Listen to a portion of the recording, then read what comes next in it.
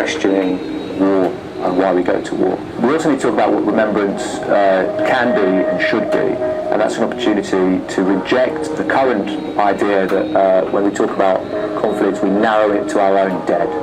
It's just our dead who matter.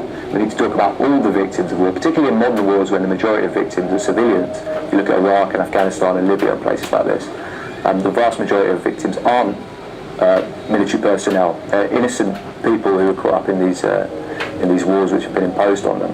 And so if we're going to be really serious about remembrance and respectful of history, our history in the world in particular, we need to include all the dead on all sides, whether they're Germans or Iraqis or Libyans or Afghans or whoever they may be. So if you look at the people who own remembrance, politically own it and have agency over it, then you're talking about the same people who probably benefit from the wars. You're talking about the editors of major right-wing newspapers, Murdoch, Dacre and so on. When you look at the people who are featured in the main events, you're looking at the Queen, you're looking at Tony Blair turns up every year without fail, you're looking at David Cameron, other past prime ministers with a warmongering history. There's an opportunity to reclaim remembrance in some sense. You will never see, you will see generals on that parade, but you'll never see your average soldier. You will never see an Iraqi who's been displaced or an Afghan who's been displaced. When I go to Remembrance, I march with Veterans for Peace, who are an ex-services organisation.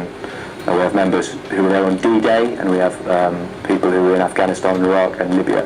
And as veterans, we feel an obligation to reject the militaristic narrative and question what we've been involved in, and try and rescue remembrance and bring it back to what the original soldiers, the original World War I veterans, their ideas, the idea of never again. That was the central idea of remembrance 100 years ago and after World War I, that there would never be another war like this, and we would seriously consider how Britain, for example, operates in the world, and seriously consider the impacts that warfare has on people all over the world.